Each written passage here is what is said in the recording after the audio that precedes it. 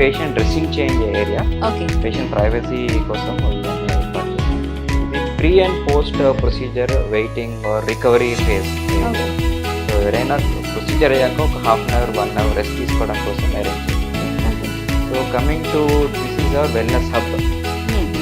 ఇవి ఒక రిక్లైనర్స్ అన్నమాట.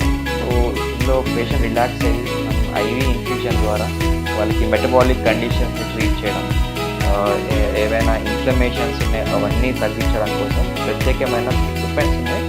సో ఇవి మనకి IV hydrogen machine. Okay sir. So దీనిలోంచి ఆక్సిజన్ నుంచి హైడ్రోజన్ వస్తుంది. ఇందులో వాటర్ ఉంది కదా, వాటర్లోంచి హైడ్రోజన్ సపరేట్ అయ్యి హైడ్రోజన్ ఇన్హలేషన్ అంటే మాస్క్ ద్వారా తీసుకోవడం, లేదంటే సలైన్లో డిఫ్యూజ్ చేసి మళ్ళీ బాడీలోకి ఎక్కించడం.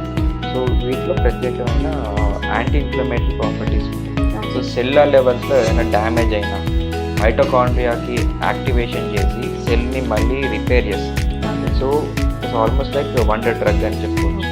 సో ఎటువంటి ఇన్ఫ్లమేషన్స్ ఉన్నా, కీళ్ళవాతం ఉన్నా ఆర్ యాంటీ ఏజింగ్ ట్రీట్మెంట్ తీసుకోవాలన్నా హైడ్రోజన్ చాలా important. So hydrogen parlour clinics అని చెప్పి జపాన్లో ఎప్పటి నుంచో నడుస్తుంది.